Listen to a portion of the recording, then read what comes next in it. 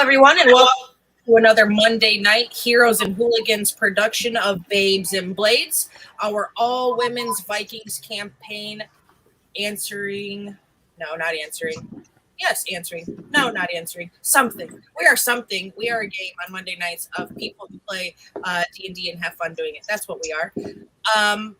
Last week, when we left the ladies, they had finally kind of figured out where the sickness in the group had originated, what was going on in the town, and they had met some people to kind of figure out how to get started in solving these issues. I'm going to go ahead and turn it over to you guys as you head back from Croaker Cave into Navoric.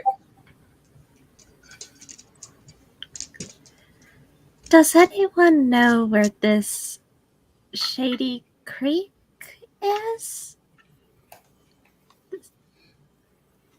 DM, is that someplace we've heard of? Yes. It will be in the main town, about 2 days travel over, which I'll get you your map here in a moment. Yes.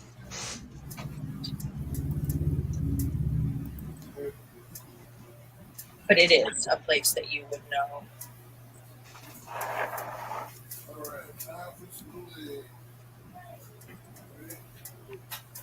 All right.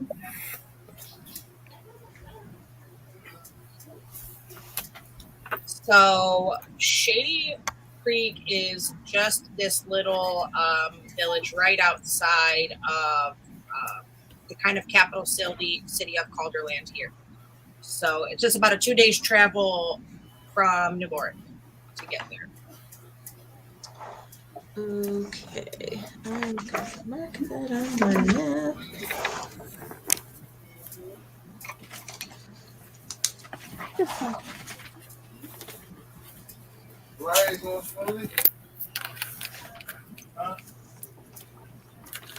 Alright, I just wanted to make sure someone knew where we were going. I mean, we can just go pick a direction and wander off until we find the place, but I don't know how much time we really have. Yeah, that's probably not the best plan, but I am definitely eager to sort this out. I'm already feeling a little slow in the joints. is there anything we can do to help with that? Do you need oil or something? I'm not sure if conventional remedies are going to work on this. It seems like everyone else in town didn't have very much luck. Will we be heading back to the catacombs before we head off? I think it's the... Or head back to the where everyone is being watched over? I don't need to go down there, but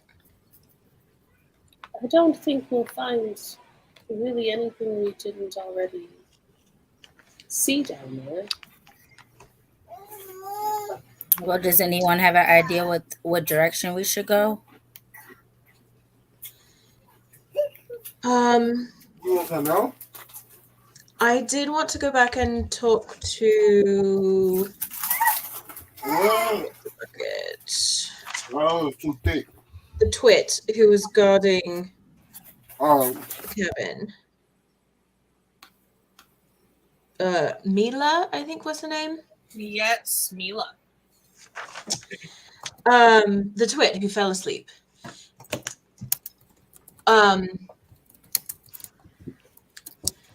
If we're going to figure out where exactly they went and how they got there and how we might get there,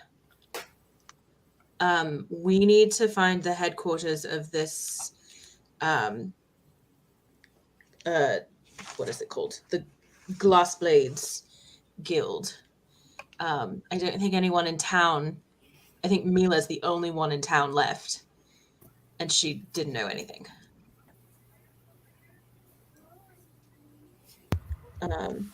So could we What go were back we? quickly before we leave? With haste. Yeah, let's go. So you head back over to Ergon's cabin, where you find Mila sitting outside of it in her sort of watchman's chair, Come on for a day. and her sort of hat that she's wearing is like a pointy ranger's hat, and she's got it like pulled down just covering her eyes a little bit. She's got her legs kicked out in front of her. She's leaned back on two legs and her hands crossed in her lap, and she appears to not be guarding it very well. Is she fucking asleep again? Sounds kind of like she's fucking asleep again. Cora's gonna walk over and just very calmly poke her in the face. I think Finka might beat you there, and she's gonna kick her ankles off of whatever she's resting them on. And then Not Athena. like hard, but And enough to wake her up. yeah, no, she jolts awake like, oh God, like what is happening? And then she's like, oh, it's you. You know, that wasn't really very nice. I'm gonna smile at her in the sweetest, most creepy way I can manage. She's just gonna look at you. Can I help you?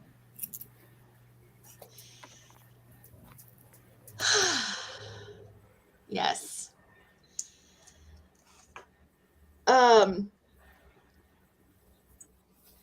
Your next performance review is going to be a show that I would very much like to watch. Since you don't seem to know anything, which I don't think is your fault, unlike the sleeping on duty,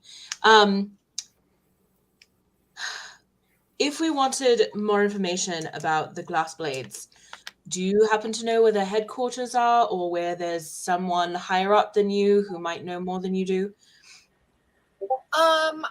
Well, yeah, I know where headquarters is. I'm not as daft as you think I am. I'm just tired a lot. There is a lady at the kind of guild hall. She's been there a very long time. She's not a higher up than me, unless you consider me to be lower than the cook. But she probably could know a little bit more than I do, because she's been around quite a long time. Actually, probably like the really longest time I've ever really known anybody to live. But that's just because I'm still very young. But, you know. Anyway, so we're really going to have to work on your entrance thing, like the whole kicking the feet out. A simple hi, how are you would have done. I wasn't sleeping. I was resting. Yeah, I've heard that before. If we wanted someone who knew about the orders or the mission parameters or whatever that Ergon and his friends were given, would this woman know, or would we need actual, management? She probably would know more than I do, because she talks to them more. That bar is set very low, sweetie. Does this woman have a name? Yes, she does. We call her Mother Margaret. Sounds friendly. Cooks very often know more than they're given credit for. Are we likely to find her more alert than we found you? Oh, yeah, probably. She's always up and moving around, whether she's, cleaning or cooking or rearranging. Just last week, the table was on the opposite side of the door, and now it's really close by it, and I stumbled in really late, and I tripped over it, and I thought she was going to tear me up for knocking stuff off of it, but she really didn't. But, yeah, you can probably find her somewhere there. That's lovely, sweetie. Where? Where is headquarters? Oh, it's the biggest building that's not the town center in the whole town. Over there, and she points. Oh, here in town? Yeah. Okay. I thought we were going to have to, go somewhere else. How far is the travel to where we need to go? Just across town, I think. Just across town. It would take you. Newark isn't massive, and it's not tiny. It's like a medium-sized village in Calderland. And to get from one end to the other, walking at like a leisurely pace, it would maybe take you 15, 20 minutes at the most to get there. Okay. Would you guys mind if we made one more pit stop before we leave town? Well, if we think that's going to give us more information than just leaving right away, I think it's probably a better idea. Yeah, I agree. See what kind Absolutely. of supplies that we could find along the way too. Also, that Very the good guild idea. might have something if we're gonna hunt down whatever took one of the parties down. They might be willing to, I don't know, borrow some stuff. It's definitely worth the ask. Yeah. Seeing as the fact Off that we you know go. half the town is dying is essentially their fault. Indeed. Okay. Well, we don't know that they're To dead the yet. place. They're just kinda in a forced state of slumber. Sure. I wonder why. I wonder that too. Like it can't just be like everybody's just going to sleep for no reason and turning colors and whatnot. All It this seems to be talk something of with these everybody small who's files. frozen and sick is making Runa very uncomfortable, and she's got a very blank, neutral expression on her face. She's worried. So, if you look on your map, I've squared off the building where you're headed from Ergon's, because if you remember, Ergon's is the one off by itself here. Yep. And then the sort of guild hall is over here. Obviously, you can see through walking through town that Mila is correct about it being the biggest building. She just has a larger than life appreciation for her guild, even though they're really mean to her. So it doesn't take you long to get there. And when you do, the doors at the front are very ornately decorated. They don't look like they match the sort of ambiance of the rest of Navoric or even the outside of the building. They're very fancy golden work doors with stained glass panes in them. The stained glass panes like depicting, ruins and adventurers and ships and even dragons. And the door, it doesn't appear to be locked or anything. It's like a open sort of space where you can just push it open and go in. Well, this is interesting. That's interesting.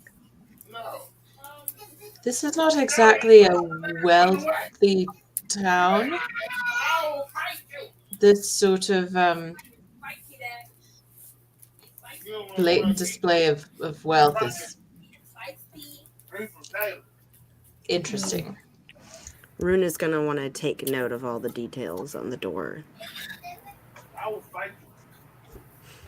Mommy, you can play in D&D. Do you want to watch Raven's Hello, is anyone home?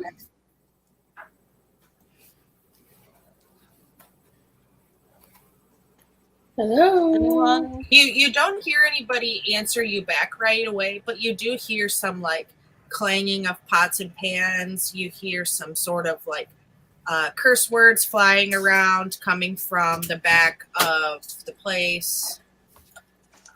Things like that. Sorry, did she say in and amongst all of the unnecessary chattering, did she say that Mother Margaret is the cook? Yes. Okay, that's what I thought. I'm gonna sort of point down the hallway. That seems like a promising. Cora's already gone. Yeah, heading that way. So you go through like this sort of the doors, right? And you open the doors, and when you step into the main hall of this guild hall, it is huge. It looks much bigger on the inside than it did being outside of it. You see the sort of same ornate gold decorations all through the main hall. You see down the center of the hall is a very large fire pit sort of built up out of the ground. It's like a long house style fire pit. There are 2 long tables facing the fire pit with a set of chairs on the outside of them. You see like trophies of things that they found, artifacts, creature heads mounted on the wall, dented weapons, things that are interesting you've never seen before. You see different pieces of armor. Some of them have battle wounds in them. Some of them look very old. Some of them look extremely interesting, like things that you've never seen before. It is a very well decorated sort of main hall in the guild hall. And if you go back behind where the fire pit is, you'll see there's like a sort of raised platform that has 1 chair in the center of it and 2 chairs on the side. And then sort of behind that raised platform is this sort of curtain that hangs, but the curtain is made of chain mail patterned leather straps, so that way you can kind of see through it still, like diamond shapes, as like they're thatched together in crosses, right? And so you can kind of see through them, and like they easily push aside, and it takes you back to where there's like a hallway that has like a sort of storage space. There looks to be like a couple of sleeping spaces back there, and then there is the large cooking space in the back with an open stone hearth. You see an older woman who is dressed in a set of leather armor. She doesn't look like a frail older woman. She looks like she is a very strong retired adventurer. She is a dwarven woman. So she's stout. She's got bright red hair, and she has a beard that comes down from her chin that matches her hair. It kind of all comes together. And she's got some ornate gold sort of rings in different places of her hair and her beard. She's got some really, really elegant braids. And she's wearing on her back, instead of seeing her in a cook's apron, you see a sort of hide shield hanging on her back. And the hide shield hanging on her back is it's like of a teal color, and it has black X's across it. And in the center of it is what looks like a cauldron over a fire with some smoke coming out of it, kind of sigil, like a kind of a cooking pot.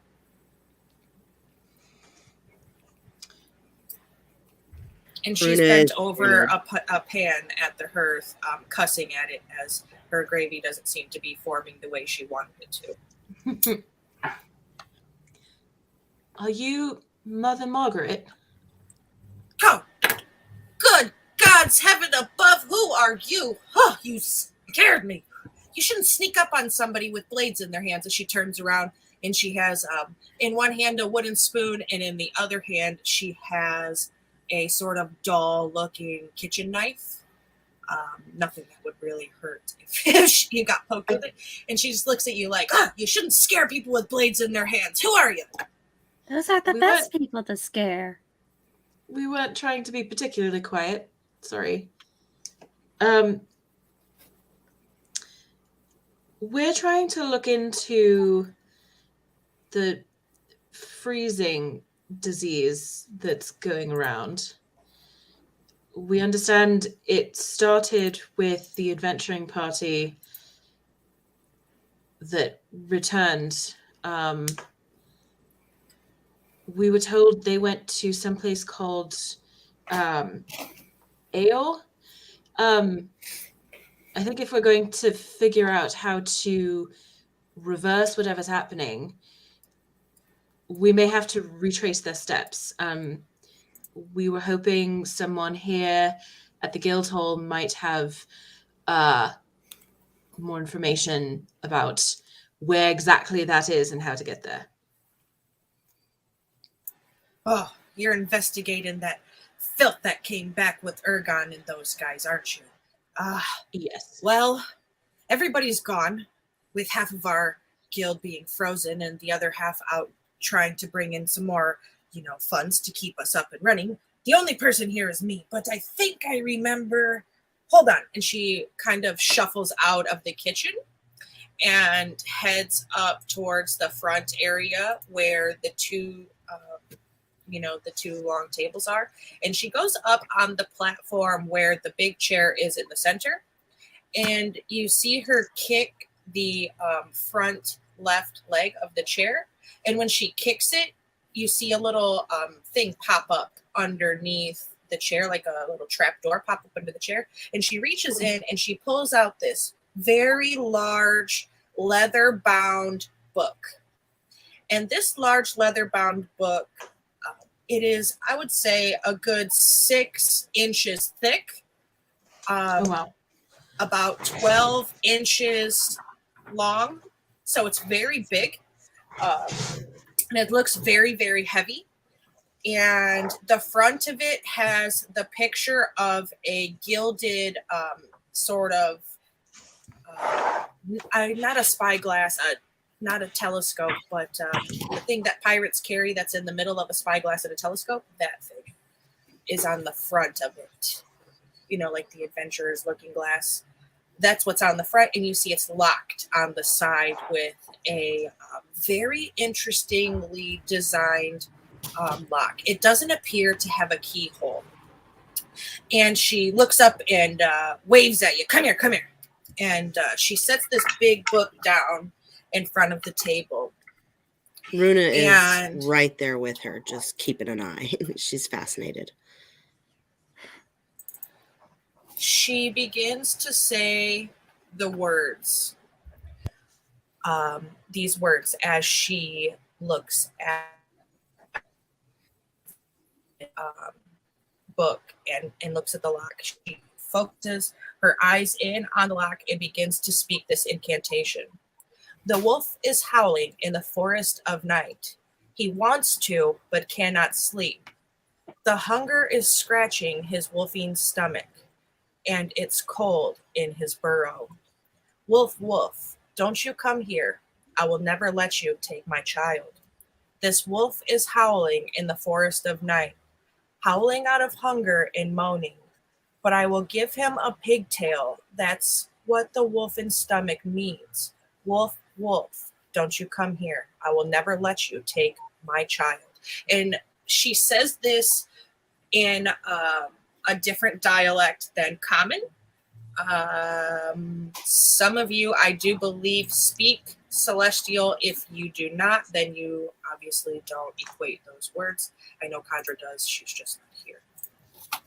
And as she speaks to this sort of lock, after she finishes the last word, a sort of sparkle begins to emanate from the lock as it pops open, and this large book opens itself.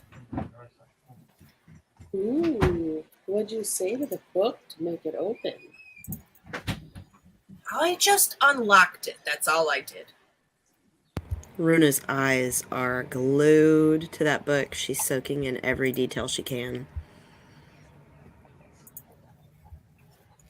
And so when the book flips open, you see that it looks to be a sort of log book, but the way that the log is written is very different. You see there's maps that seem to be intricately drawn in most of the logs, and they appear to be moving. So like if there's an ocean, the waves in the ocean ripple. If there's a stream, the water in the stream is moving. Sometimes the trees on the maps are swaying in the wind. They're very detailed. They have all the names of the areas around them, things like that. And then you see her flip to the log pages for the expedition from Aor and Isocross. And when she flips to this, you see where it looks like there should be a map, but it's a blank square that has sort of a dark stain on the page in that spot, like something was removed from it. And you see that the log from the Isocross trip where those artifacts were brought back is very plain in comparison to the others. It doesn't have all of the details. It doesn't have any of the intricacies of the things that were brought back. It just has a few small items listed, has like a dagger, a stone tablet, just a couple of runic items. None of the ones are in the log that were sold to Pelk's Curiosities. So everything in here is really detailed except for the AR trip. Yes.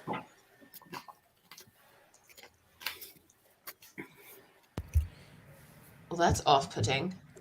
We had spoken to some associates of yours, and this list seems lacking.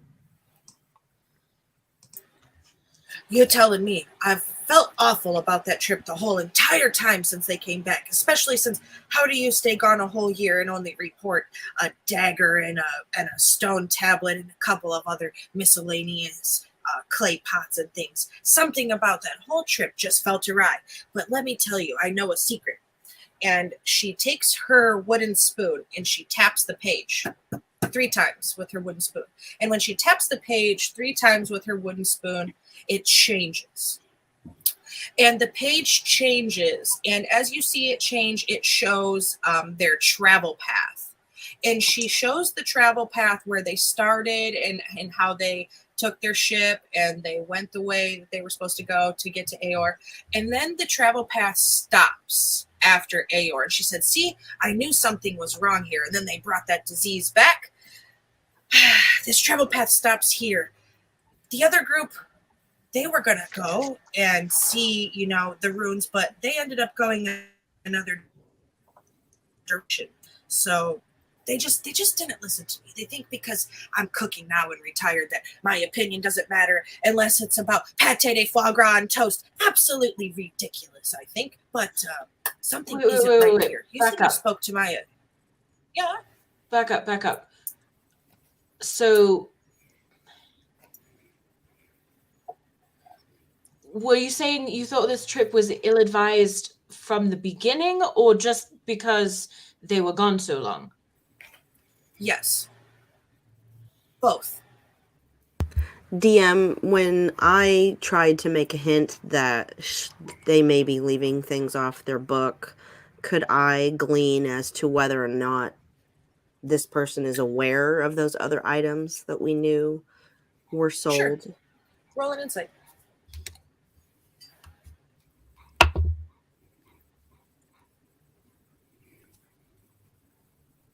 That's a 12.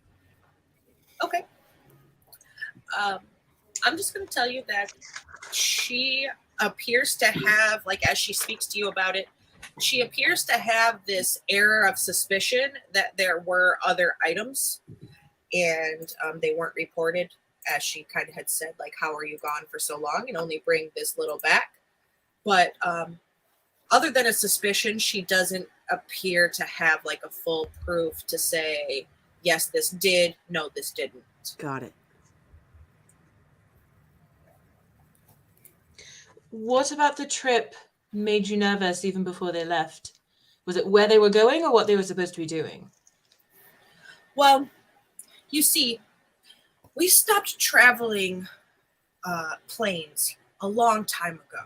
When I was adventuring, we had taken a trip to the same place, to Isocross and to Aor, and the trip went very, very badly. Only myself and one other person of our 12-person adventuring party made it home. So in that moment, we had decided that it was just too much to be traveling. And then years go by, and all of a sudden, we're traveling back to Isocross and Aor, and just something didn't feel right with me, and I detested it from the very moment that it was brought up in the meeting. And they still did it anyways. And I remember when we went to Isocross that there were many riches to be found, many stories to be told. And then when they returned, they had none of those things. This group that went, did you find them trustworthy, or were they more on the suspicious side? Well, if you've been adventuring as long as I have, you'll learn that everybody is the suspicious type, and she eyeballs you. She kind of closes one eye a little bit where it's just like flickering kind of halfway open, and she really focuses her other one in on you, giving you the stink eye. Theory kind of returns the look.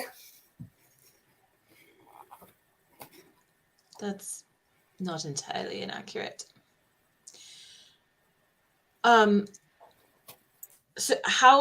Sorry, Islecross is on a different plane. I think we had sort of figured that out. How? I don't imagine you can just get there on a boat. A boat of sorts, yes. Not just like a regular water boat, though. Absolutely not. Have you ever plane traveled before? No. Oh. Yes, then I suspect you wouldn't understand the process. No, you cannot just paddle a boat. That is correct.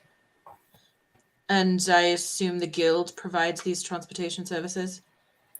Well, we did until all but one of our ships never returned. When Ergon came back, Ergon and his party, they didn't come back in their ship, which is what I found to be very interesting. And that is why the travel path stops, because you see this book here. It is magically imbued with some sorts of tracking magics and things of the sort. And all of our ships were previously able to be tracked through this book if you knew what you were doing. And when they took their trip to Isocross, once they hit Aor, their ship stopped tracking. And then the other adventuring party, there's only one of our ships that is still continuing to track. And it's the one that went on our just standard kind of trade route where they were trying to pull in some more funds. So it's just all to me felt like they should have listened to me when I told them in the meeting that they shouldn't do that. Do you know what But nobody ever listens to mother. Do you know what the impetus was to start traveling across planes again? Something about a gilded statue, and they thought that it was something worth finding. I don't know. I found it all to be ridiculous children's stories. While all this, she's been explaining all of this, Runa has popped open the compartment on her right arm, and she takes out a thin tome and is furiously drawing this map to the best of her ability, just trying to mark all of this information down. She doesn't know if it's permitted for her to be copying this information, but she's just innocently going about like, this is helpful, I'm writing it down.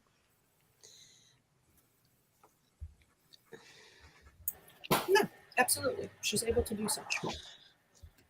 So you don't have any idea where this group went when the tracking stopped? When they hit Aor, that's when it stopped. You see, back when I was a young lass and adventuring, we used to have to travel both ways, uphill, in the snow, barefoot, just to get to the dock to even get on our ship to travel. These young kids, they have it so easy. Ferry service takes them right to the docks, or we'll have a carriage. Anyway. So back when we went to Isocross, it was a very interesting place, and the history there felt so old, but yet so new at the same time. And when we had found these ruins in the city of Aor, we had come across this large sort of skeleton. And this very large skeleton seemed to belong to a beast that none of us had ever seen before. And in that time, this large skeleton sort of rose to life and killed everything in the room. We were lucky to escape. It just all felt so wrong.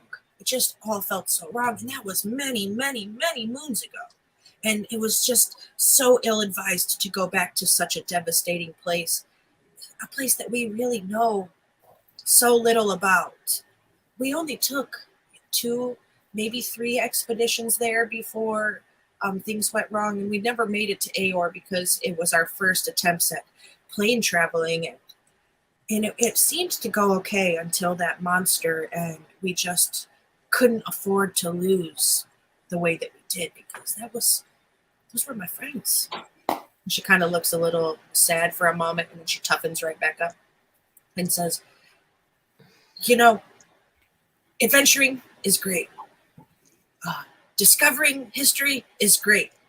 Dying, also great, in the right situation.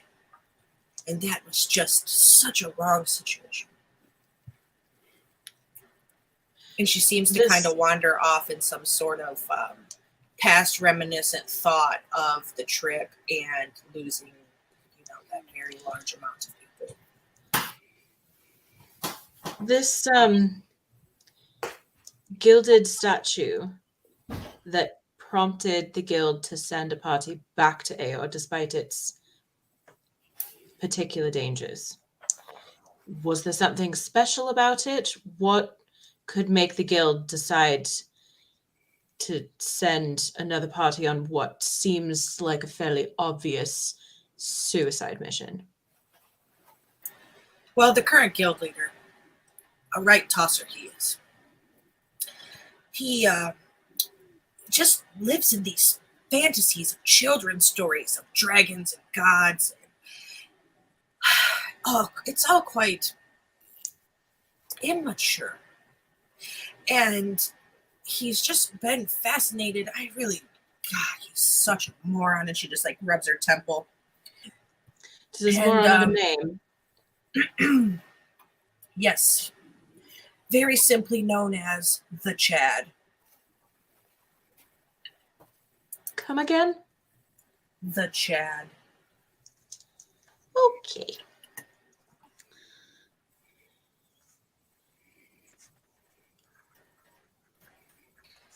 And his obsession with these children's stories of dragons and old gods and new gods and just nonsense of new worlds and other existences, things that we couldn't possibly know anything of. He just very much revels in these informations, and that's really what prompted the trip. He's convinced that there's some gilded statue in the ruins of Aor somewhere that could give him infinite knowledge and power. It's just like this really big power-hungry thing, and he's kind of an idiot.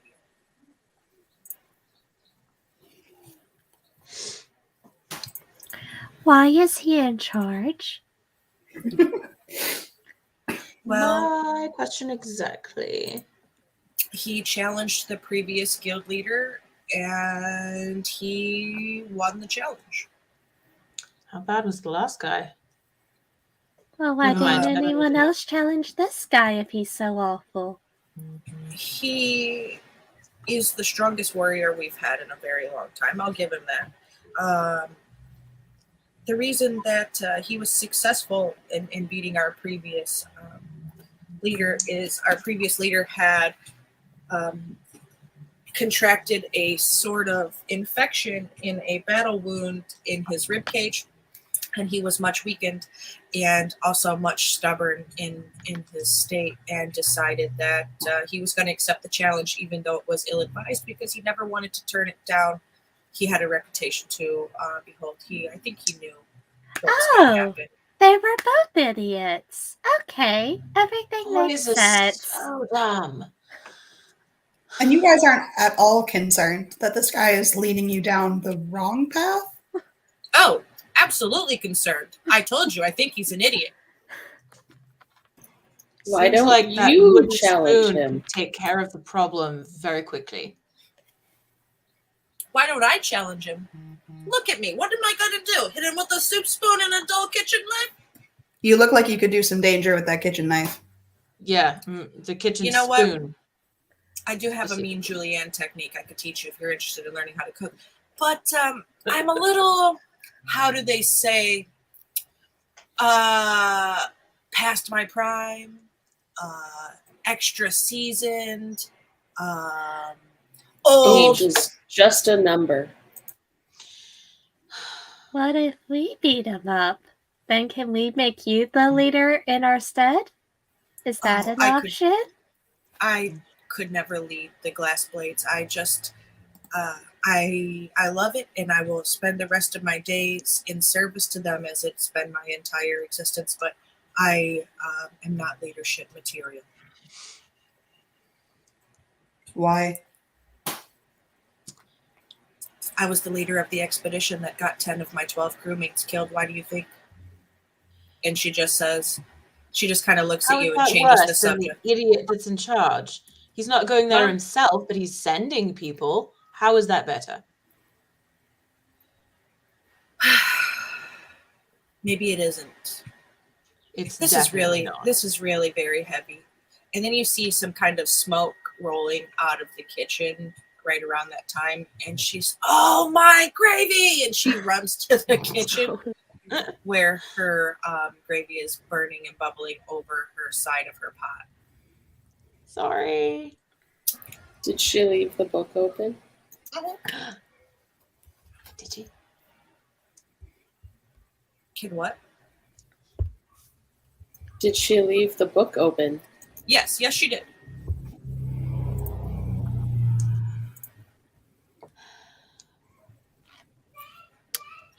Yes.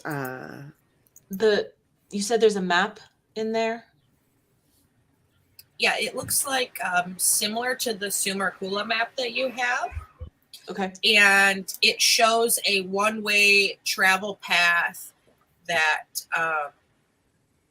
kind of comes out of the central ocean there to where it's labeled Hjarta. And it travels from Hjarta over the land of Ton, and from Ton to where Aor is sort of showing on that map, where the bright pink large tree is in the center of kind of Ton, where it looks like Aor is. And then once it gets to Aor, it just stops. It stops, yeah. Okay. But it wasn't like, and if you pages whenever they like plane flipped it in or whatever, they didn't go right there. They did. They didn't plane shift right into Aor, but they plane shifted in and took a straight travel path to Aor and then disappeared. Okay.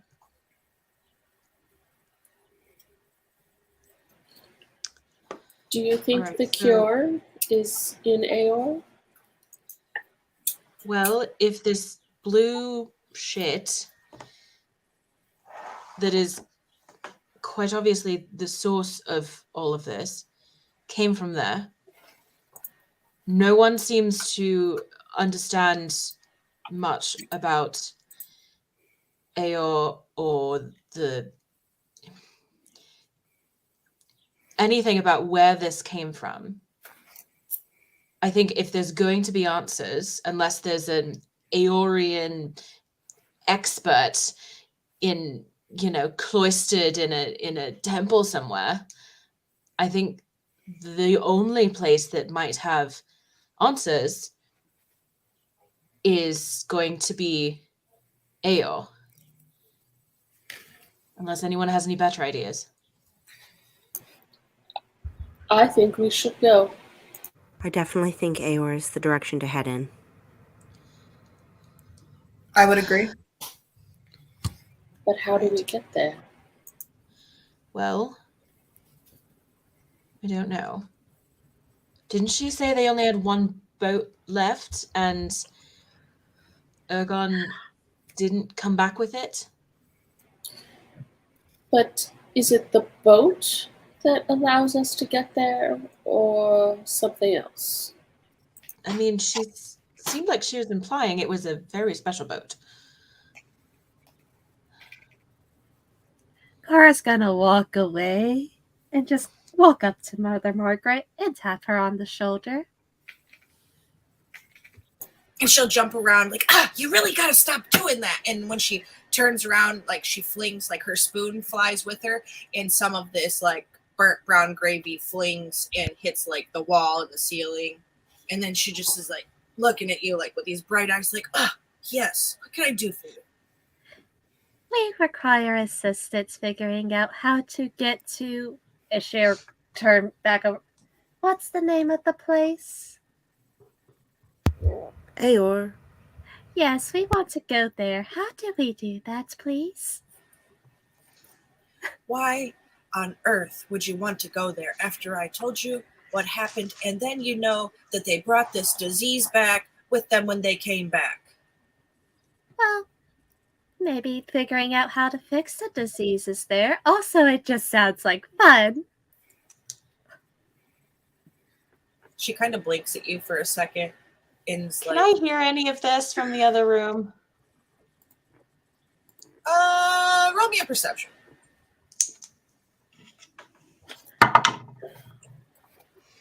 I'm guessing probably not. Perception. 11? No, you do not. Yeah, didn't think so. She just kind of looks at you, Cora, and blinks and is like, your definition of fun and my definition of fun are absolutely different. Yes, and? You really want to go there? Uh-huh. She just looks at you like very serious and looks at you and is just like, you know that means you could never come home, right? Like something could happen and you would never get to come back? Well, all the greatest things in life are worth some form of risk, aren't they? You know, Cora, that's probably one of the bravest things I ever heard somebody say. Hopefully, when we make it to Valhalla, we'll drink a mug of ale together for that.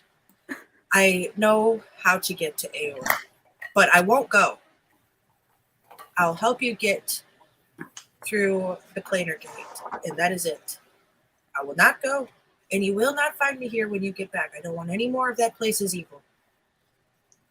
All right. Thank you very much for the help. Here, why don't you go tell them how to do that, and I will try to fix your gravy. Would that be okay? I think this gravy is toast, and there's no really way to eat it anyways. Mila, bless her sweetheart, she's picky. Oh, well, that's not good. Being picky's how you die. She's a bright star, that child. She just doesn't know it yet. And then she walks out to the main room where the rest of your party is. While they were gone, I think I would have been looking through that logbook to see if I could find one of the previous, more normal Aor expeditions, just to see sort of what the tracking pattern looks like. You'll only find 3 Aor expeditions in the book, and they're very, very close to the beginning.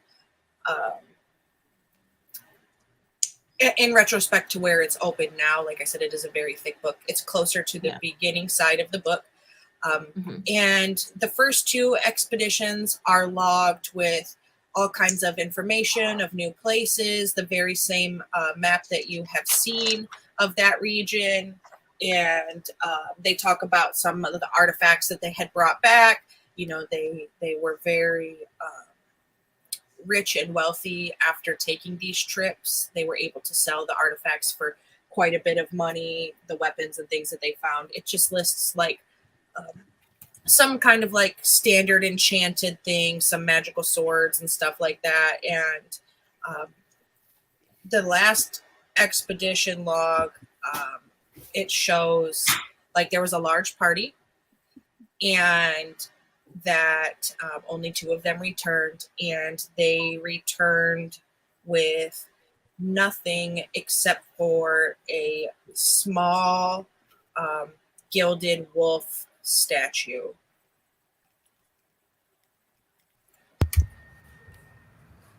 Runa has been jotting down meticulous notes as she's been flipping through the journal, just trying to get any piece of these wonderful stories down on paper so she can mull over them later. And when she sees this note about the stone statue, she's going to pop up with her surprised face and say, Didn't we find a statue at the inn?"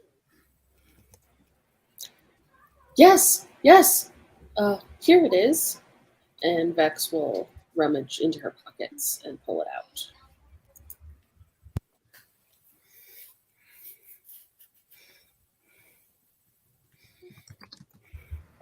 I wonder how we came to have a similar statue. Do we know if this particular symbol means anything to anybody? When you take out the statue, she kind of gets this sort of like excited but sad look on her face, and she like reaches her hands out. Can I see that? The statue that is listed in the book is a gilded statue,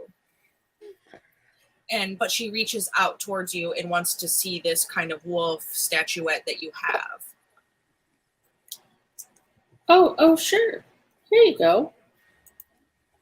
She takes it from you and she just gasps like when she holds it, and she takes that that dull kind of knife that she had, and she flips the statue over and begins to scratch the bottom of it. And as she begins to scratch the bottom of it, you see that sort of like irony outer coating start to scratch away. And underneath of it, you see a soft gold start to come through. And she just looks at you. Where did you get this? I found it. Well, Cora and I found it. Where did you find it? I haven't seen it in so... I wonder... Did you find him? Have you seen him? And she gets like really excited, but really like worried at the same time, like looking at you, pleading for some sort of answer back. Floki. It was Floki and I. We were the only two that made it back, and he disappeared, and I haven't seen him since. And he had the statue, and just like, I haven't seen this in so long. And she just is looking at it like, oh my God. We found it buried in the snow at an old abandoned inn. At an old abandoned inn? There was a box and a paper as well? Vex will show those to her as well. She'll look at the box and she'll look at the paper, and she'll immediately recognize the handwriting and the detail on the box. You found this in the snow? Where?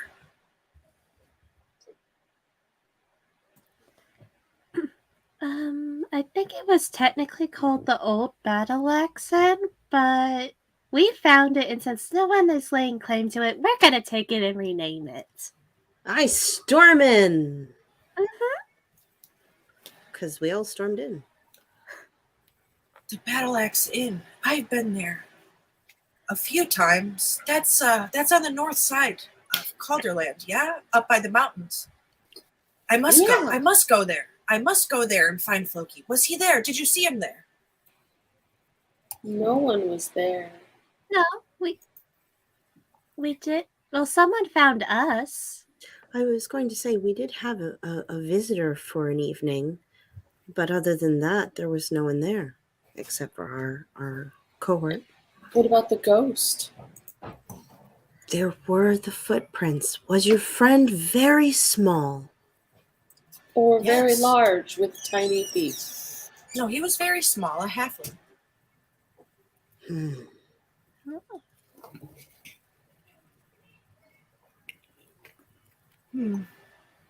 I must go.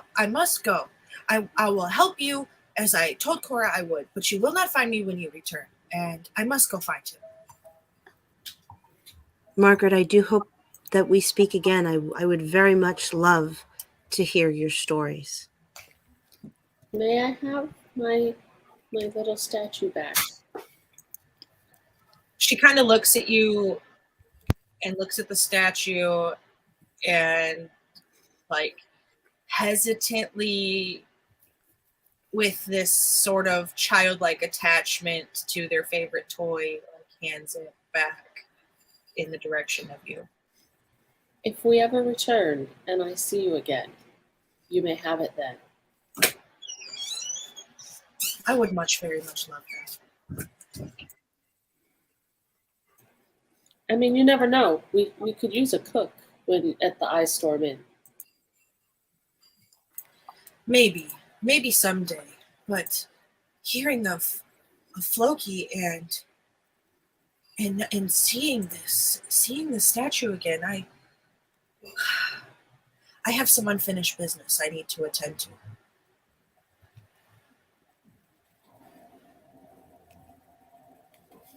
So, if you would like to go to Aor, I will show you how to get there.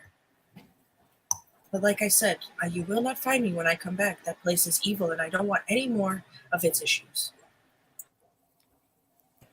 Okay. Runa is ready to write down any instructions, so nothing will be forgotten.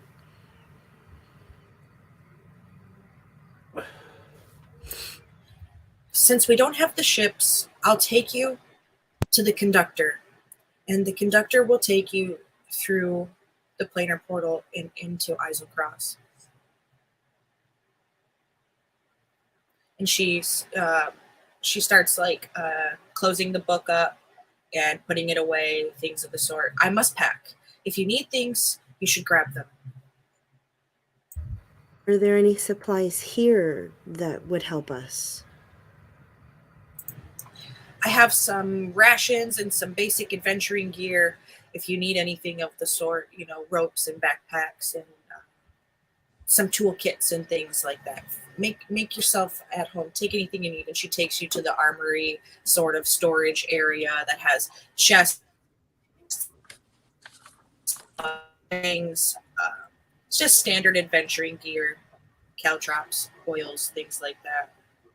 What's the climate weather like there, or in Aor, or in these places that we might have to travel through to get there? Well, the first couple times we went, it was like summer and nice, and then the last time that we went, it was snowy and cold. It's very similar to here. Okay, so the weather gear that we already have on us should be sufficient. Should be. All right.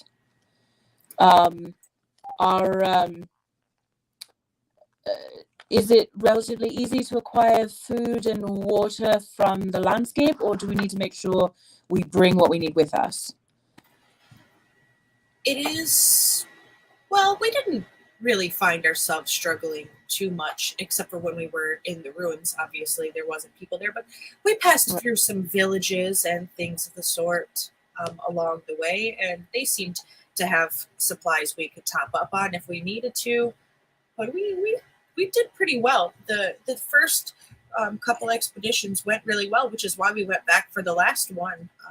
We heard rumors across the land as we were traveling, things of the sort, which is what led us to Aor and wanting to go there on our last expedition that we went there before Ergon and those guys went. Wait, so there's people there? Like living people? Well, yeah. Oh. I mean, all we've heard about this place is Aor and that it's ancient and ruined. I just figured the entire place was like that.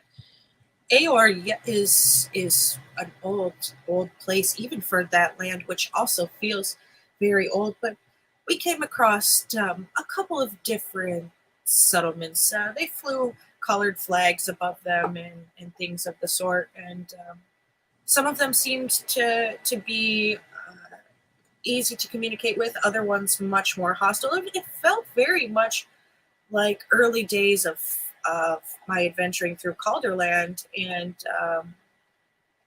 it was like home, but different. It just felt different. It was fun and exciting when we first went. It felt awesome, and then it happened to be not awesome. Are there any people or civilizations or villages or whatever that are unfriendly or aggressive or just otherwise to be avoided? Oh, gosh, that's been so long ago. The people of the mountains near Aor were very helpful. That's all I really can remember. They flew a purple flag at their villages. All right. Any, I don't know, besides Aor itself, any particularly dangerous areas for non-people varieties of hazards? Yeah, there were. Along the way, we fought different creatures and beasts, and there were some undead in the ruins, just some typical adventuring sort of nonsense. We didn't come across anything particularly out of the ordinary until the large sort of skeleton attacked, and I couldn't even make out what it was. It was just really big, and it got really dark really fast, and everything, it just all happened so fast. And Floki and I, we scrambled. We got trapped under some rocks, and that's what saved us. I think it thought we were dead, and once we kind of started to wake up, we got out and came home. Everybody else was gone. We couldn't find them.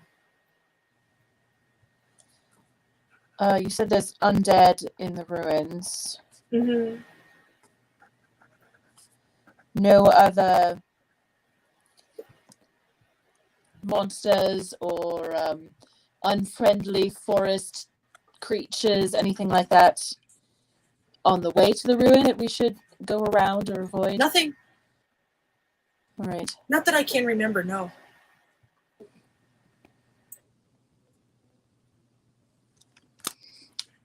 All right.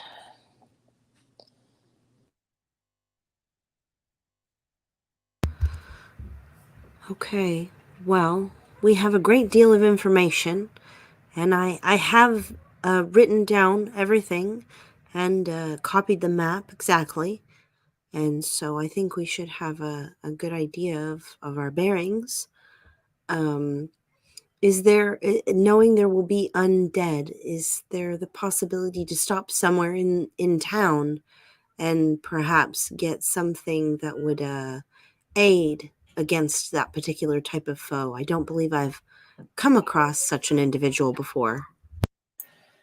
I think the clerics here are very busy, and maybe might not. Well, let's see when we get to where we're going, and we'll find out. Wonderful. I do think we should keep an eye for anything that would boon in that endeavor. Shall we be on our way then? I need to speak with Mila before we take off, so I will go and do that and let you finish preparing. Thank you, Margaret, very much. I do hope to hear from you again. Be well. And she kind of nods to you and throws her pack on her back, and she says a small, what sounds like a prayer in the same language she was speaking before. And before she walks out the door, she turns back and looks over her shoulder and says, when we all get to Valhalla, first round's on me. And she walks out the door. I liked her. She was nice. I wish I could have tasted the gravy. You could, I suppose. It's in the kitchen there. You probably shouldn't judge the rest of her cooking on that. I think she got a bit distracted with us. Yeah, with all the smoke, I'm not sure that was actually edible anymore. No. I'm sure it was going to be lovely until it got all burnt and gross. Cora gets up, goes to the pot, sticks her finger in, and tastes it. Cora! Yuck. It's not Is it the edible? worst thing I've ever tasted, actually. No, What it is tastes the worst thing you've ever tasted? Yeah. Never mind. I don't want to know. Okay. Okay. We won't talk about the slug then. Anyone see any bacon?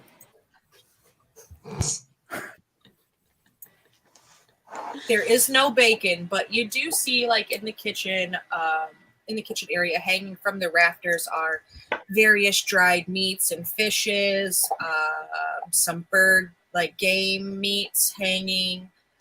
You see some, like, baked sort of biscuits, some bread wrapped in some green leaves for traveling, some different sort of rations and things of the sort.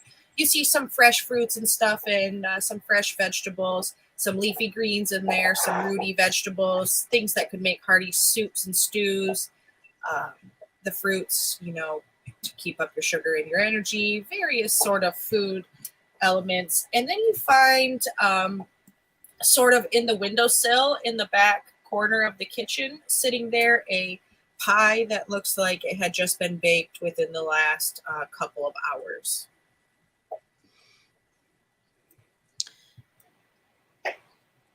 Well, I think I should be able to hunt up whatever we need. Can you hunt pie? No. I think we should eat the pie because we might never come back. You don't know It who does look that like a pie very is. good pie. It does look like a really good pie. My point was that we should maybe grab some, perishables for the first few days, just to make our lives easier. But I'm fully accustomed to getting along in the middle of nowhere and, feeding myself. So Aruna is definitely going to be trying to, even though she does not consume, carry and hold her load so that she can help the group with their mobile pantry. That's very sweet of you. Thank you. Cora? I don't think we should have to worry too much about food, though. I've seen your skills proven already. You're a wonderful shot. Thank you. I also know where to find, berries and other yummy things. Mushrooms. I know all the good mushroom spots. I would love to sketch those. I do love mushrooms, but not carrots, please. No carrots.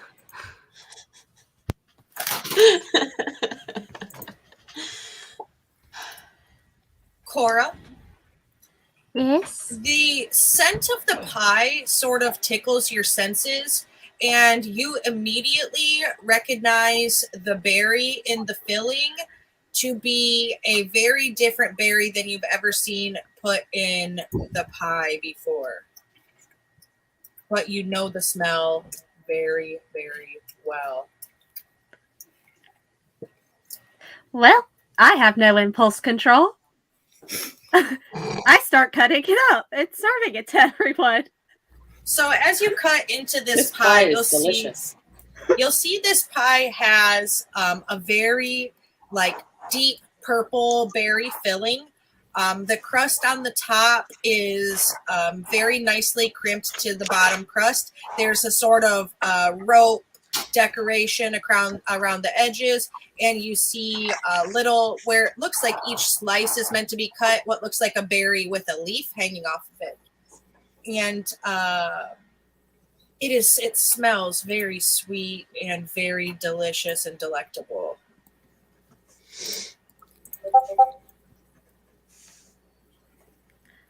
Oh, that's why he said this would make good jam. Because it's a very good pie. Okay. And if you eat this pie, anybody who eats a slice of the pie gets 5 temporary hit points from this good berry pie. I have never once in my life turned down pie. I don't intend to start now. It does smell lovely. It Especially is the since most. Pie. we're going to be away from, you know, the places where pies come from for a while, I think. It's a very sweet pie. It's probably one of the best berry pies that you've ever had, if not the best. It tastes really well. It makes you feel good in your tummy. Even though it tastes really sweet, it doesn't feel heavy when you eat it. It feels very light and very vibrant as it's digested. Runa, Yes. I know that you are a particularly curious individual, and that you've been stacking up goods for your friends as you know they're kind of consuming this delicious pie. Indeed. And you come across a shelf of food stores as you're ruffling through, and you see these containers. And these containers are very interesting to you as you've never seen food stored in them before. They appear to be made out of some sort of metal. It's a cylinder container with a metal top and metal bottom. And there are 2 shelves and 2 different variations.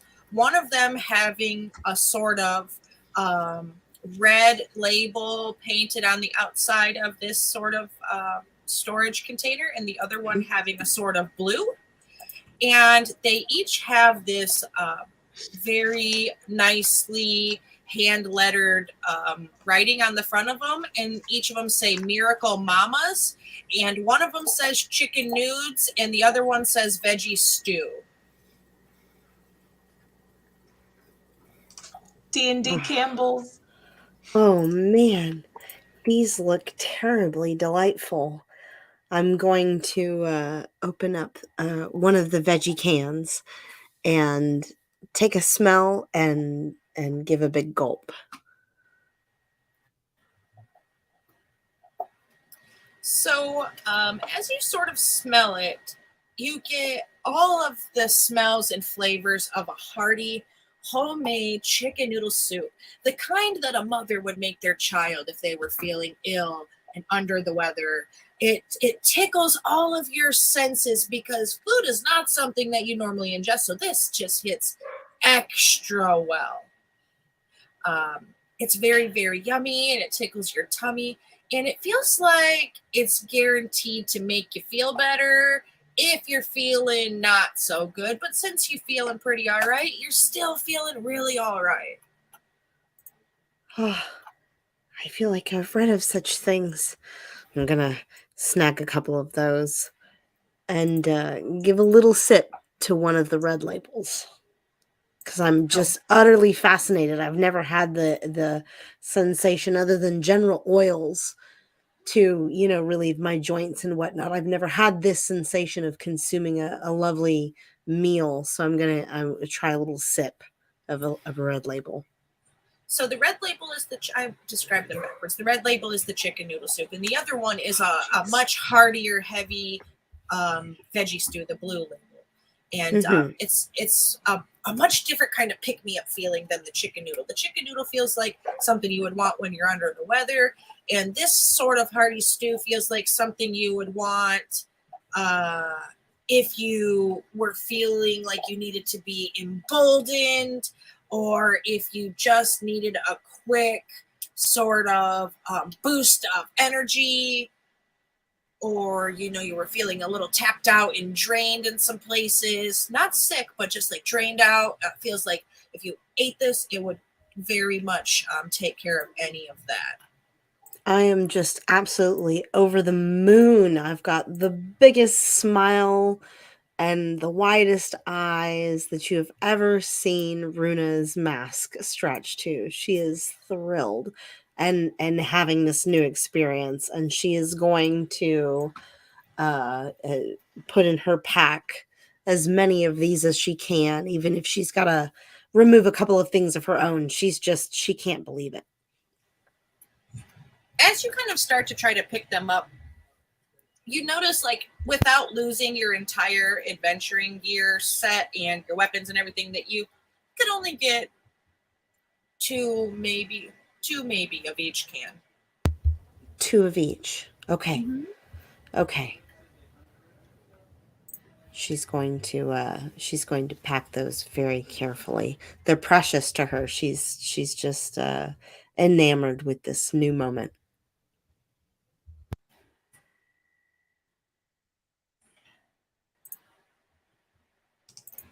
Will your face get stuck like that if you stay that way too long? My mother used to tell me that. I don't know if it's actually true. I haven't had it happen yet. Oh my goodness. I can't believe this, you guys.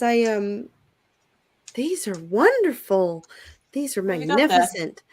I've never consumed such a thing. It just seems like something that is I'm able to experience on a level that I've only read about before.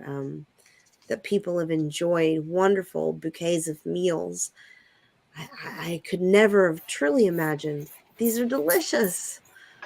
Wait, you ate something? I think I did. I'm going to have to write about that.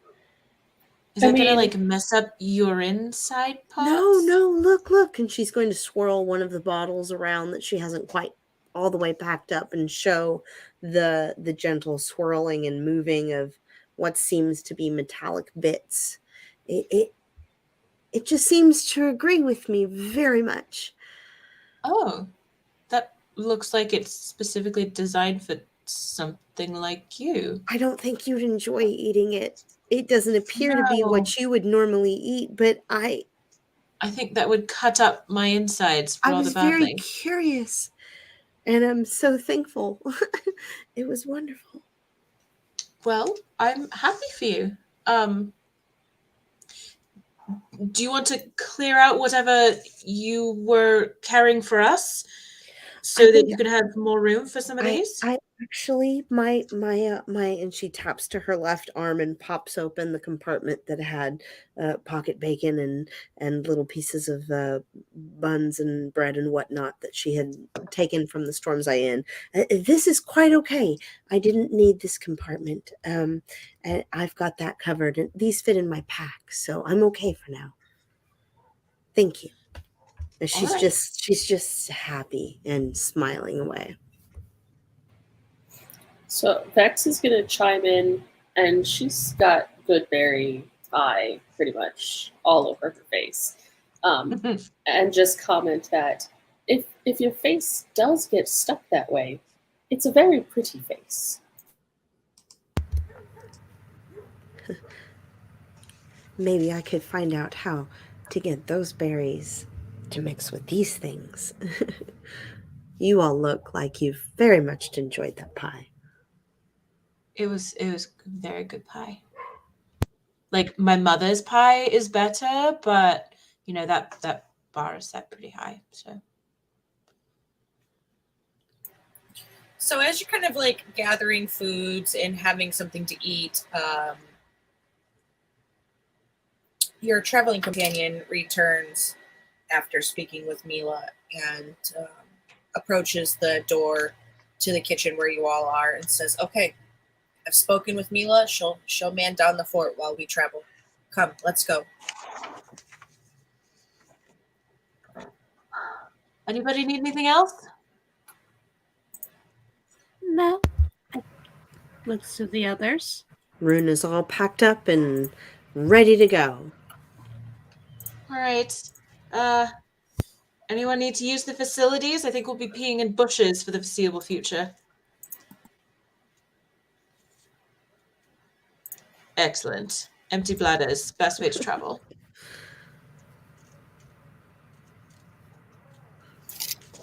Okay, so she packs you all up, gets everybody around. Kadra and Ulfsaga finish up helping with the clerics and things of the locals, and they join you on your way out. Kadra dear, we meat. looked for bacon, but there wasn't any. I'm so sorry. She kind of nods at you and gives you like the "it's all right, we'll be all right" sort of look. And her and Olfsaga go back to their conversation about sort of what they were doing, kind of off in their own little world while you guys are traveling, disconnected from you for the time being. And Mother Mary grabs you, Mother Margaret, I mean, grabs you guys up and gets you around and gets you out of town. And you start heading towards the place. Alfborg to the west, well, kind of northwest of where you're at. And she's taking you to Shady Creek Run to the Jolly Dwarf, where you will meet the conductor.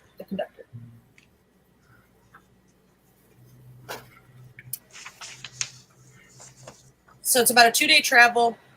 You have the stuff that you need to travel 2 days on foot. Weather's not terrible, anything like that. She stays very quiet along the trip and takes you into Shady Creek Run, which is just outside of sort of the main town of Calderland, and takes you to this sort of inn where she tells you you will meet the conductor. And she kind of leaves you outside of this inn. You can see the sign hanging outside of the inn, calls it the Jolly Dwarf. And she tells you she'll be back. She'll meet with you in a little bit this evening when she brings the conductor back.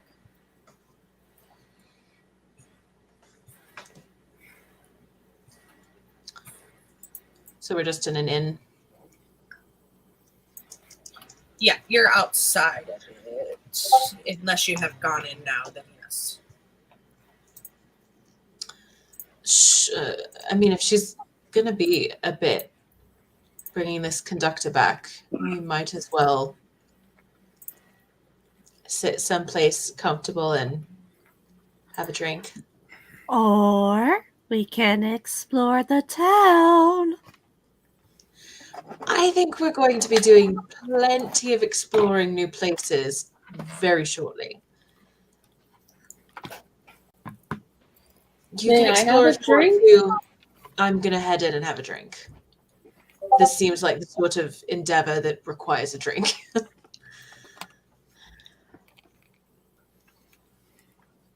Runa will follow. So As will Vex. you'll see that the Jolly Dwarf is a cozy 2-story inn. The downstairs of this inn features a large tap room. A gray-haired dwarf behind the bar greets you cheerfully as you enter, and 2 male humans and 2 tiefling children laugh amongst themselves as they enjoy a meal together. Ah, welcome to the Jolly Dwarf. Come, have a drink, have a seat. And he ushers you, towards a table, comes out from behind the bar, ushers you towards a table, and waves his hand for the barmaid to come out. Enjoy. And he goes back to serving drinks and stuff at the bar.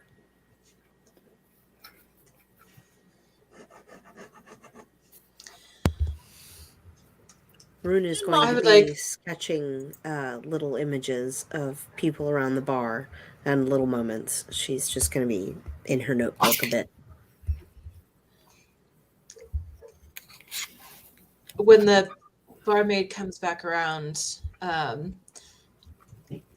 would like a small cup of something very strong, please. You want a small cup of something very strong, she says. And this is a dwarven woman. She's a young dwarven woman, but very broad shoulders, very stocky, but very attractive. She doesn't have a beard like Mother Margaret does. And she says, well, are you feeling lucky? No, actually. Yes. Ah, that's the spirit, she says towards Cora when she says, yes, you're feeling lucky. She says, pick a number. I'm always lucky. Pick a number 1 through 6. Well, let's see. It's gonna be 3. 3. 3. 3. She smiles and she says, a zombie it'll be for you. And anybody else feeling lucky? I'm feeling lucky. I'm feeling lucky. Alrighty, pick a number 1 through 6. 4. 4, okay. Oxeyes dark and stormy it'll be for you. 2. And for you, it will be a painkiller. And for the rest of you, I will bring you our tavern grog. Unless anybody else is feeling lucky. I heard a dice clack. Oh, for fuck's sake. 5. Aha, I knew you would come around. A special drink for you, Blackbeard, severed head. And she runs off to the bar and puts your drink orders in. And about 10 minutes later, she comes back carrying this massive tray. And on this massive tray, you see several mugs of their special tavern grog. And then you see a couple of different drinks. You see one called the zombie. Now, this zombie drink looks extraordinary. It is something you've never seen before. It is a house creation. It is one of their most prized drinks from their list of specials. As they said, they have 6 specials. This zombie has white rum, golden rum, dark rum, 151 proof rum, lime juice, pineapple juice, papaya juice, and just a garnish of some super fine sugar. And she sets it down. The next one she picks up, it looks like a large, tall highball glass, and over the top of it seems to be a storm cloud floating that every once in a while crackles lightning. And she sets it down, and whoever had rolled the number 4 and says, Oxeyes dark and stormy, dark rum, ginger beer, and a lime wedge. She sets down the next drink, which was the number 2, the painkiller. She sets it in front of whoever had that. And she said, this one of my favorites. White rum, pineapple juice, orange juice, cream of coconut. Pineapple, and just a little tiny nutmeg on the top to finish it off. And then she smirks at Finka when she sets down this drink. Now, this drink is very, very large. It's in a glass that is shaped like a head. And it looks like the head of a pirate. And inside of this, you find dark rum, spiced rum, orange liqueur, allspice, passion fruit syrup, lemon juice, lime juice, and a splash of club soda.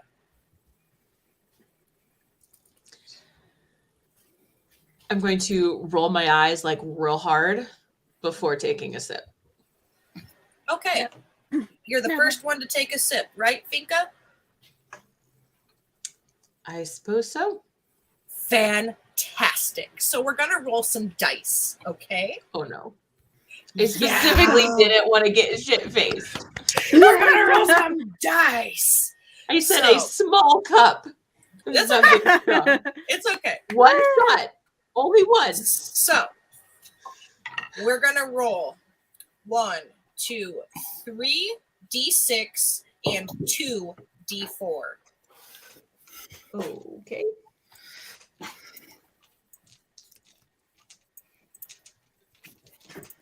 Three D6 and 2 D4.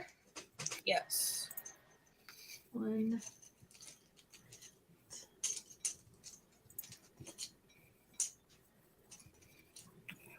And I'm going to need you to give them to me individually because each dice affects something different. Okay. Do you want the 4s first or the 6s first? The 6s. All right. I got a 5 and 2 4s. Okay. 5 and 2 4s. All right, and then the 4s. I got a 2 and a 3. And 3. Okay. There you go. There's your stats there from your little drinky drink.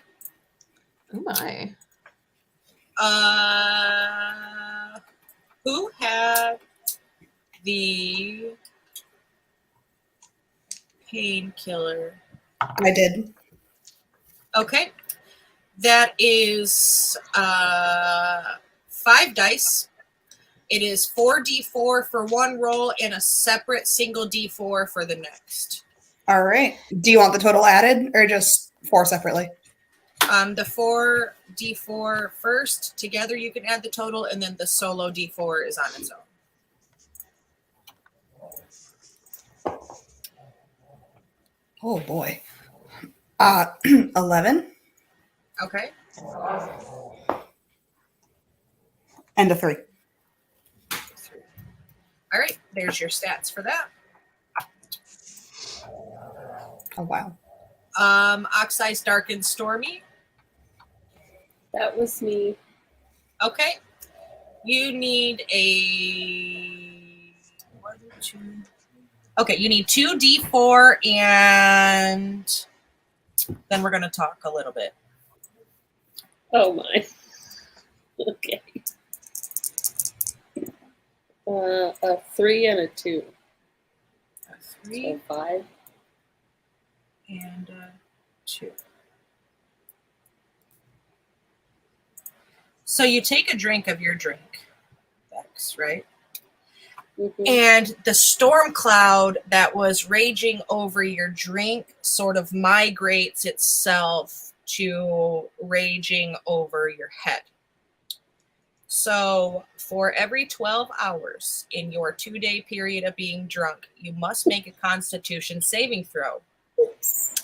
On a failed save, you will take some lightning damage. It's not going to be as high as the stats I just sent you. You're still very low level, so that's a little high. We'll bump it down to 1d8. Constitution save will be 10. And then do I have to do that right now? Yes.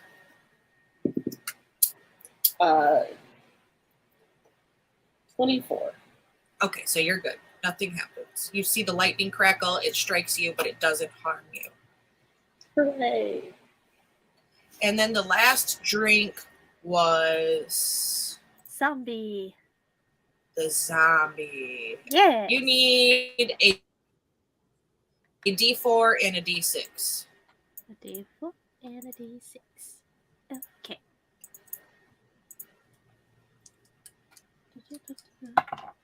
Okay, that's a 5 and a 3. A 5 and a 3. Yes. So you, as you drink your zombie, you start to feel your joints stiffen a little and your hunger pangs kind of change a little, where you feel like you want to eat some fleshy brains. And you feel like you shouldn't get too close to a fire, but other than that, you feel normal.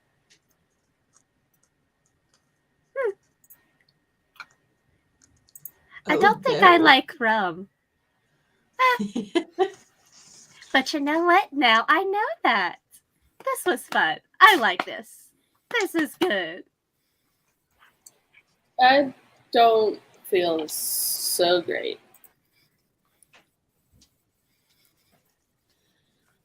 My intention was not to get drunk, but I think I'm drunk now. I think you are. Athena, were you wanting to have a drink as well, or would you just like a standard tavern ale?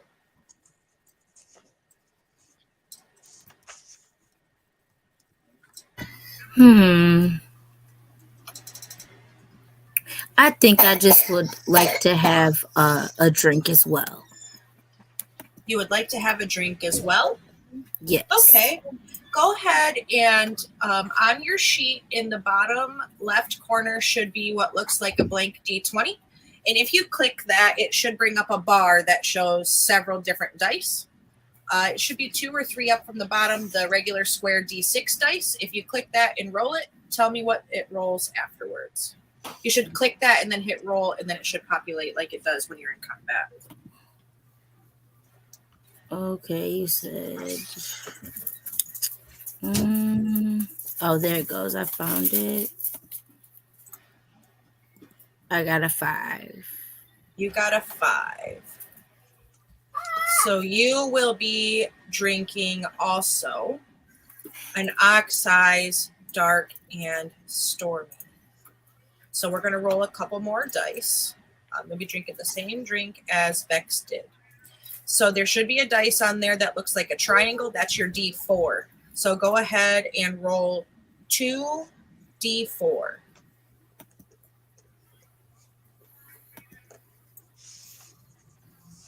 The first one was 3.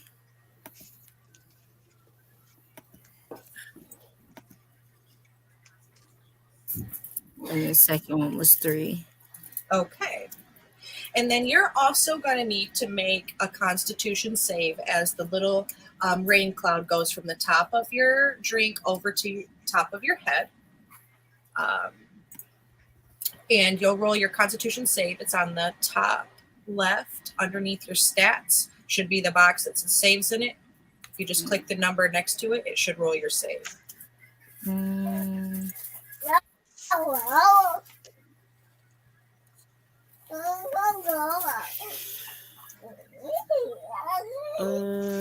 me one more time. Sorry. Constitution, the save in the box, kind of like top left of your sheet.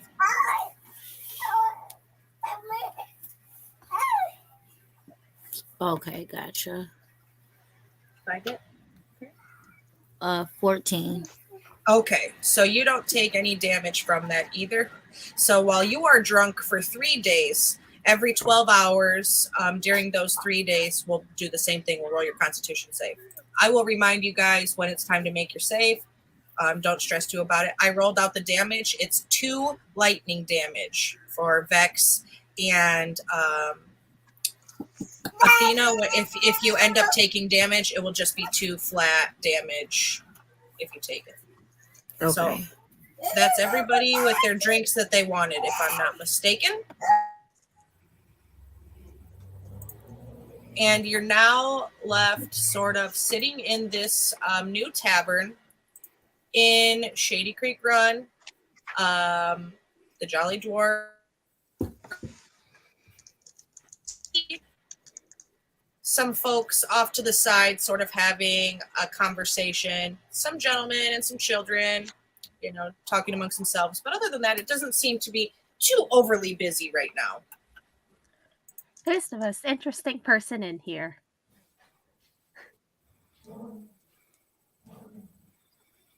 The most interesting person in there. Yes.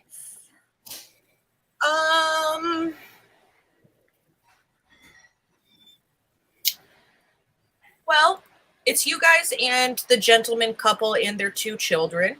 The gentleman couple is dressed very exotically. They look like they travel quite a bit. They're laughing and having a good time. The children running around as well. So they're the most interesting ones in there. Wonderful. I'm going straight to them. Theory's kind of drunkenly trying to touch Vex's storm cloud. Just like, oh, look at that. It's so pretty, isn't it? It is. Do you think the lightning will come back? Oh, I kind of hope so. Me too. Do you think Cora's about to go ask people about ghosts again? Probably. Okay. Should we also be asking people about ghosts?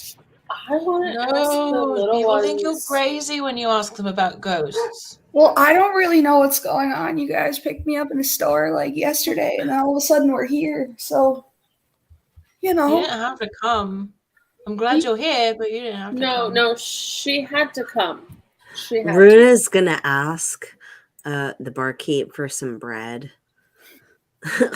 And she's gonna pass it out to her buddies, and she's like, pat pat, oh, y'all are having a great time. And then she's gonna keep sketching. she's gonna kind of babysit, but she's also gonna sketch the shenanigans. Designated driver. What? Yes. This bread is so good. So good. So Cora and whoever decides to accompany her in her chaotic drunkenness in this moment approaches this couple of gentlemen and their children. And they, as they see her kind of walking towards them, they throw their hands in the air. Ah, come, enjoy a meal with us. It's so nice to see new faces. And they invite you in very, very well to their table. I sit down and I just immediately start asking who these people are and where are they from? Because they don't smell like they're the normal people I get to interact with. They don't. They smell very like exotic and spicy, and like they travel quite a bit. One of them introduces himself. My name is Irvin Liel, and this is my husband, Fenton Tethwick. And he points to his husband. In our beautiful daughter's honor and magic, points to the tiefling children girls. We're booksellers. We're traveling booksellers. We travel all around the world. So no, we're not from here. We just travel all around and sell our books and our wares to people. Books. I hear people talk about those and they sound amazing. What are they like, books? Oh, they're wonderful. The best feeling is to open a brand new book and crack the spine and to smell the parchment and the fresh ink. Oh, it's the most wonderful feeling. Reading a book is like having a dream while being awake. You're able to put yourself into a new place and be whoever you want to be as any of the characters in the story, and it doesn't require any drugs or any magic. That's amazing. It is so awesome. Here, would you like to see one of our books? And he pulls out this fancy maroon colored covered book with some gold filigree in the top. And it reads Candlekeep Mysteries. I hold the book and I go, this is really cool. I have no idea what any of this says. Oh, you can't read. Pardon me. I just, and he kind of like taps his forehead and is like, I just noticed the blindfold. Are you blind? Yeah. Don't worry. It confuses everyone at first. It really does. I can read it too, Cora. I think. Yes. And I will hand her the book. What does it say?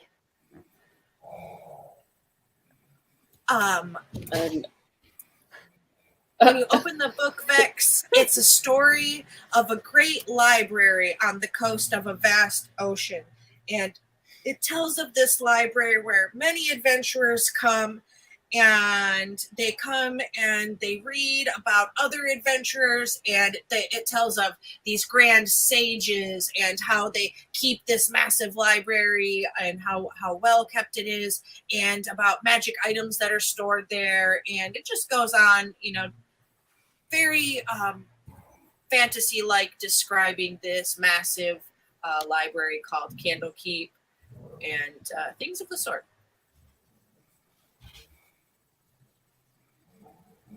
Who all went over to the table with Cora? Got it. Runa is sitting with the original group, momming them and passing out bread and snacks and things. I think Cora went by herself. I think she did that's kind of sneak off. No, that's fine. I think Vex came with me. I think that's maybe it. Or yeah, it came up later. Yeah. Okay. So he says to you, Cora, he says, so tell me of your travels. Where have you been? Okay. So there was me and my friend Vex here. She is the best, the absolute best. You need to know that first and foremost. And I finally got permission to go and start wandering the area, right? And then a storm came out of nowhere. And there was like this inn, Battle Axon, something like that inn, and it's abandoned. and we think we're gonna find ghosts, and instead we find a skeleton. Skeletons? No. Did they Yeah. attack you? No. That would have been interesting, but this one was very, very dead. So dead. But we buried it. Remember? We buried it. Yeah, we did that. That was a thing that happened. So sweet of you. You took the time to bury a stranger's bones. Oh, how wonderful. They should pass into the halls of Valhalla. Very well then. Thank you. I thank you for that. You should keep that book as a symbol of our mutual gratitude for good people in the world. Not enough good people in the world. Tell me more of this battle accent. That sounds like a glorious place. I shall like to travel there someday. You are so nice. So nice. Okay. But it's not called the battle accent anymore. Wait, what did we name it? I don't storm in. I storm in. I storm in. That is a marvelous. That name it's very catchy. Like, how did you come up with it? Tell me, walk me through this. Like, I need to know the exact thought process. Okay. It wasn't me. It was my friends over there. We were trying to come up with a name, and then we remember we all got stuck in the storm. We all stormed into the inn because, hey, otherwise we're gonna freeze to death, and we cannot freeze to death. That is bad. No one wants to do that. But we were like in the eye. Yes. Wow, that is an amazing way to name something. And he takes another drink of his ale. Wow, that would make a great story. Oh, wow. Tell me more. So you went to the newly named Ice Storm Inn. How did you end up here? Okay. A lot of walking. Mm-hmm. Oh, walking is good for you. Like, I love it. I do so much walking. Let me show you this cool thing that I picked up in my travels. And he holds his wrist out, and on his wrist you see this metal sundial, and it has this chain, sort of chain bracelet that holds the metal sundial. He's this out. This is called a sundial. And he's like, I got it in my travels, and it tells you the time while you're traveling based on the sun. Anyways, tell me, how did you get here? Okay, so we were following these tiny footprints, right? Because we weren't sure if it was like a tiny ghost or just a tiny invisible person. We're still convinced it was a ghost because, which sounds better? Tiny ghost? Tiny invisible person. Tiny ghost sounds amazing. It had to be a tiny ghost. Well, if we're talking about what sounds interesting in a story, it would be really good if it was a big ghost with tiny feet. Yeah. Cora, darling, is he trying to sell you something? No, we're telling stories about how we got here, and he gave us a book, and he has this thing called a sundial. No, it's free. They're very not. Come. I don't like people. I must stay here. He waves yes, come join us, come. Rune My is husband and gonna I, we drift love. over that way. Yeah. You are entirely too cheerful, good sir. I'm going to stay over here if you don't mind. Oh, fine. Be a party pooper. And so he waves his hand and invites anybody that wants to, and then goes back to court yes, tell me, how did you get here? So I storm in, and then you left there, obviously. Tell me what brought you here. How? Tell me about it. I want to hear the story. Okay, so we end up in this one village, and everyone is, well, not everyone, but everyone basically, they're not dead, but they're frozen. That sounds ghastly. Was it? Oh, he looks at his husband. What was the name, Fenton? Fenton, what was the name? And Fenton says, honey, It was Nuvoric. He says, yes, Nuvoric. You know, I met a woman outside of there, and I bought this very interesting vial from her. Her name was, what was her name? And he looks at his husband. Fenton, what was her name? Her name was, Fenton says, darling, Julio Lutar. And she says, oh, yes, Julio. She sold us this vial. And he pulls out this blue bottle. And he's holding this blue bottle wrapped in this cloth. And he shows it to you. As soon as I hear Julio's name, I'm going to bolt up such that my chair falls over. And I'm going to storm over there. Runa has the most to snatch the vial out of his hand. Runa has the most ridiculous shocked look on her face. Like she is frozen in a state of, oh my word. Finka. And according to my drink, I am very intimidating right now. Finka, roll me a constitution save as you snatch the bottle. Con save. Okay.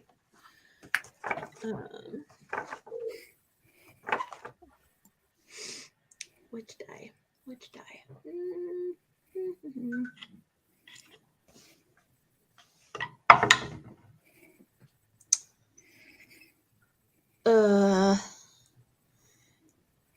That's a 9.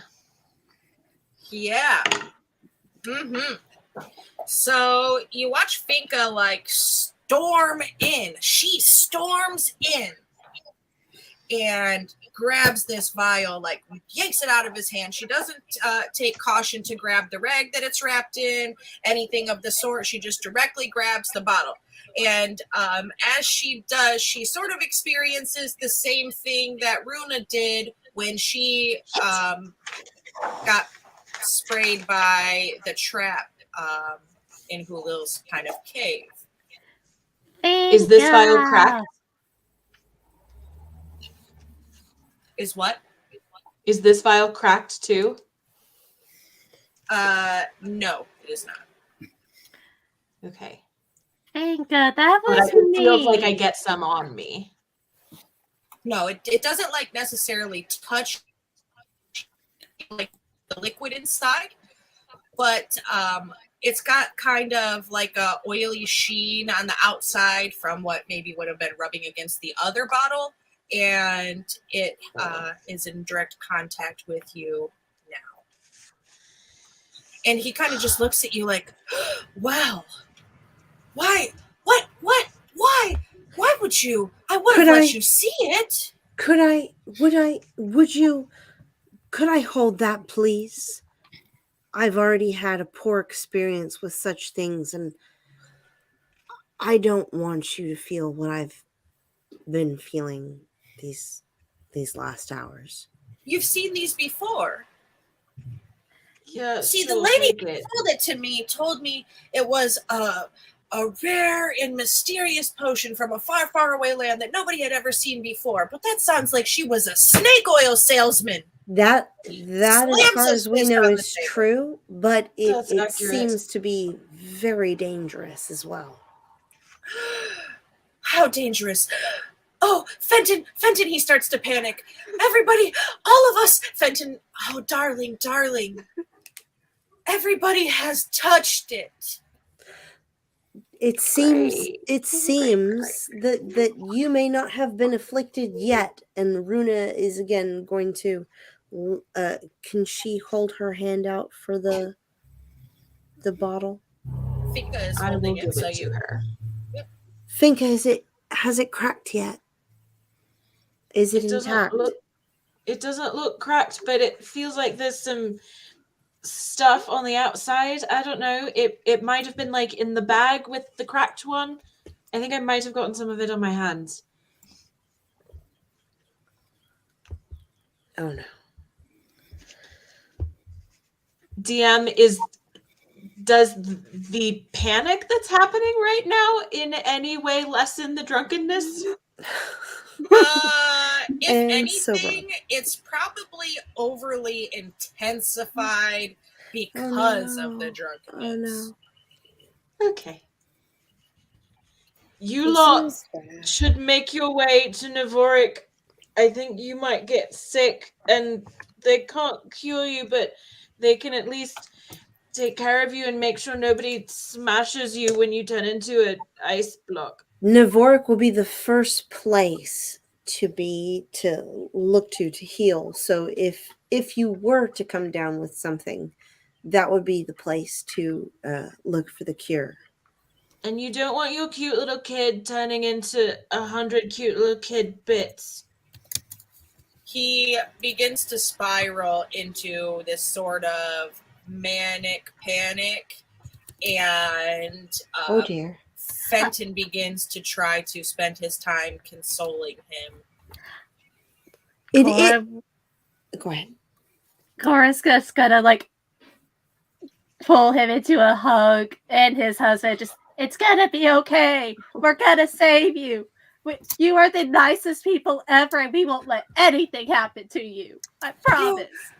You're so nice too, he says. Clearly he's a bit sauced spending his time in the tavern after traveling. He's overly dramatic and experiencing a lot of martini vibes through his inner being. And his husband is completely and utterly elated to be taking care of his extremely sloppy drunk partner.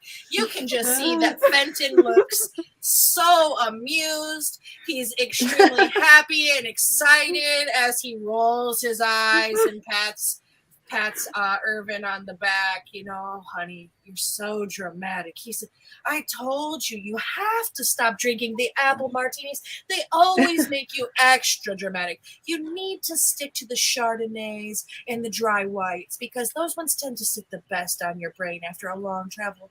And Irvin's just crying as Fenton's just kind of like lovingly chastising him for getting too drunk and basically making a fool of himself. So, in all the chaos, Bex kind of is going to have fallen off her chair. Oh. And she's playing with the little tiefling children, kind of just using Mage Hand to, like, play tag with them without having to get up off the floor. Finka is going to go sit on the ground in a corner because drunk Finka has no dignity left. And is going to take a rag out of her backpack and is going to start furiously wiping her hands.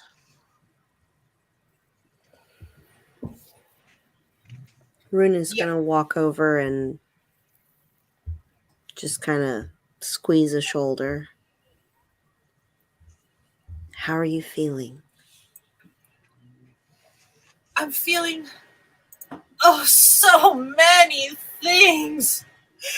I'm feeling sad, and I'm feeling mad, and I'm feeling worried, and I'm feeling happy to meet nice people, and I'm just feeling, and it's not with my hands. So obnoxious. So obnoxious. You're welcome. I understand.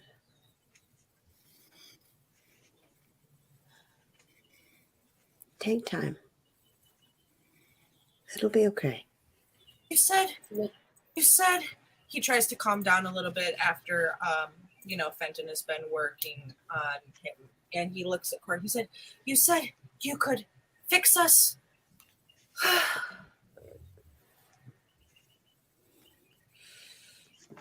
We are looking to set things right. We feel like we have a good idea of where to go.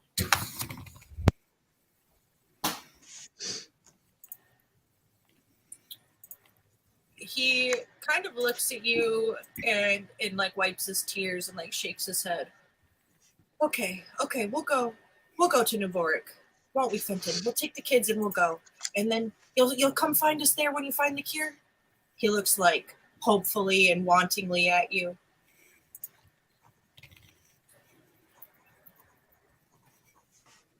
Yes, absolutely. That sounds wonderful. You're so nice. I really hope you enjoyed the book, Cora. You're so nice. In fact, you're so sweet to read that to Cora.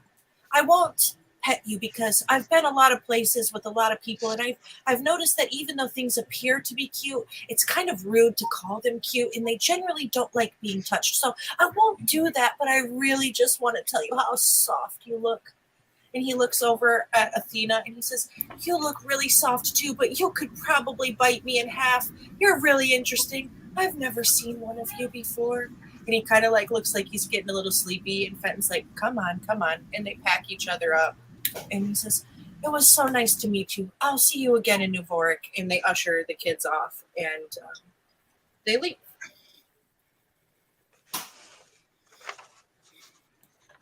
I think it might be time for bed. Bex is going to say as she just kind of curls up on the floor. No.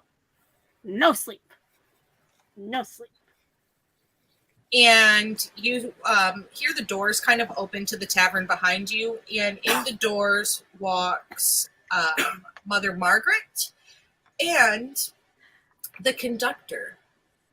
So, that being said, you will find out who the conductor is next week. Stick around for the after show.